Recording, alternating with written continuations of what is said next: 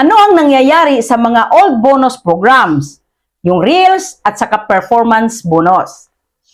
Napansin mo ba, parang biglang nawala o bumaba ang kita mo sa Reels bonus?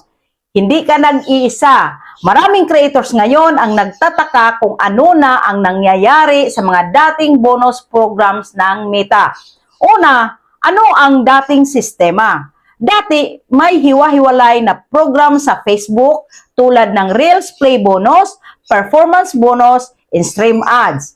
May fixed targets. May guaranteed range ng payout kapag na-hit mo ang views. Simple, predictable, incentive-based. Pangalawa, ano na ang nangyari ngayon? Ngayon, unti-unti nang tinanggal o pinagsama ang mga old bonus programs. Pinalitan ito ng mas unified system mula sa Meta platforms na tinatawag na Content Monetization Program. Hindi na hiwa-hiwalay ang bonus, isang program na lang at performance-based na. Pangatlo, bakit ginawa ito ni Meta? Tatlong dahilan kung bakit ginawa niya ito. Una, sustainability. Masyadong malaki ang ginastos nila sa fixed bonuses noon.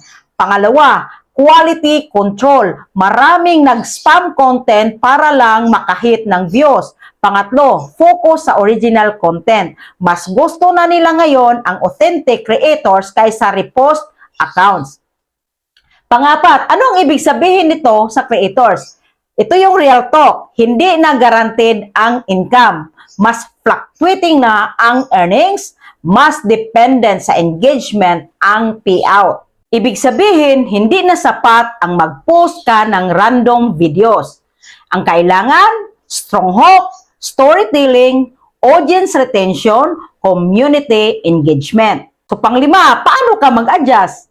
Kung old system mindset ka pa, mahihirapan ka. Pero kung isipin mo ito bilang negosyo, mas lalaki ang potential mo.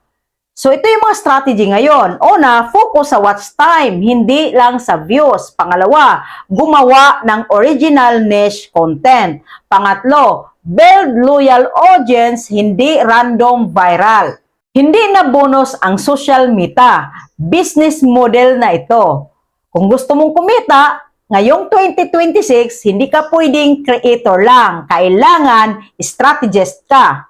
So, sa tingin mo, natulungan ba kita? Paki-comment, like, follow, and share naman.